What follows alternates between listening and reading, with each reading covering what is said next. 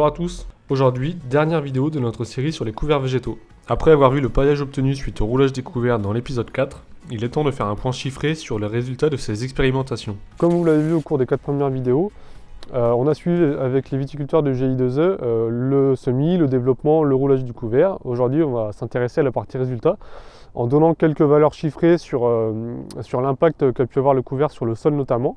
Donc au niveau des résultats, on a suivi des différents indicateurs au cours du printemps principalement. Un de ces indicateurs était la méthode MERCI. Donc MERCI, c'est méthode d'estimation de restitution des cultures intermédiaires. Et donc concrètement, ça consiste à la pesée d'échantillons du couvert qui va nous informer sur la biomasse fraîche, la biomasse sèche qui est développée par le couvert et également la restitution potentielle d'azote, de phosphore et de potasse. Les prélèvements ont été réalisés au 5 mai, donc concrètement juste avant la date du roulage, et les résultats obtenus au niveau de la biomasse fraîche produite par le couvert, on était donc au 5 mai à 27 tonnes par hectare, et en termes d'unités d'azote restituable, les résultats obtenus sont de 60 unités d'azote par hectare en moyenne sur les parcelles analysées.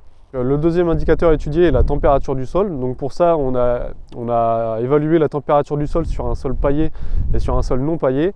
Et on se rend compte que sur une journée de canicule, on a jusque 10 degrés de moins dans un sol paillé par rapport à un sol non paillé. Ce qui permet d'amortir un peu les phénomènes météo extrêmes comme les canicules et de permettre de garder une humidité dans le sol et une température qui soit la moins élevée possible pour favoriser la vie biologique du sol. En conclusion, on voit qu'au-delà des effets bénéfiques sur la structure du sol via le système racinaire des couverts, on a un réel intérêt, notamment sur la fertilisation, également sur la vie biologique du sol et aussi sur la réduction du nombre d'interventions mécaniques pour l'entretien du sol.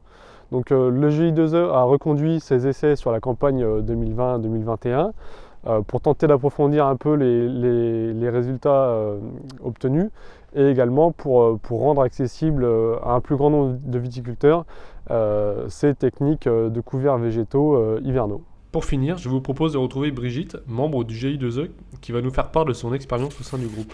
Donc nous avons commencé les couverts l'année dernière, en 2020, des couverts de Seigle, de Févrole, qui ont donné des très bons résultats.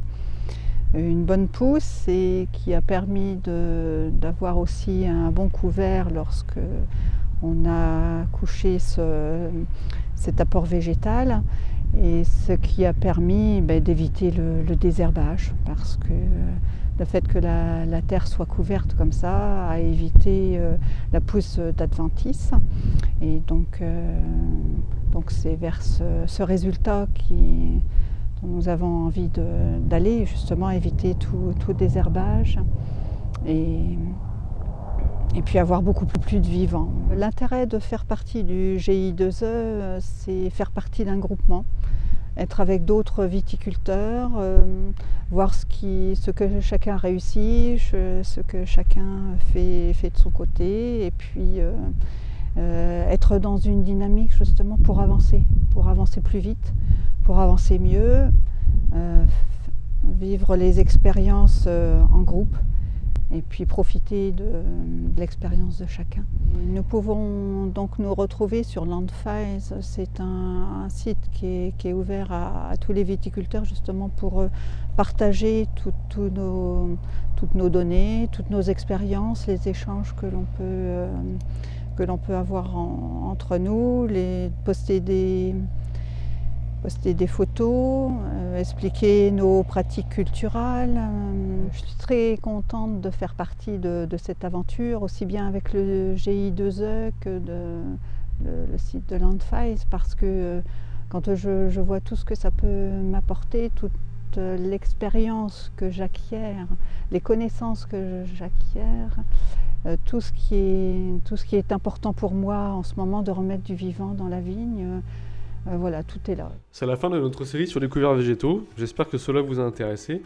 Et merci à tous les viticulteurs et les viticultrices qui ont partagé leur expérience. Les travaux continuent et pour en apprendre plus sur cette technique, n'hésitez pas à me contacter à la Chambre d'agriculture de la Marne ou également l'association Arbres et Paysages en Champagne.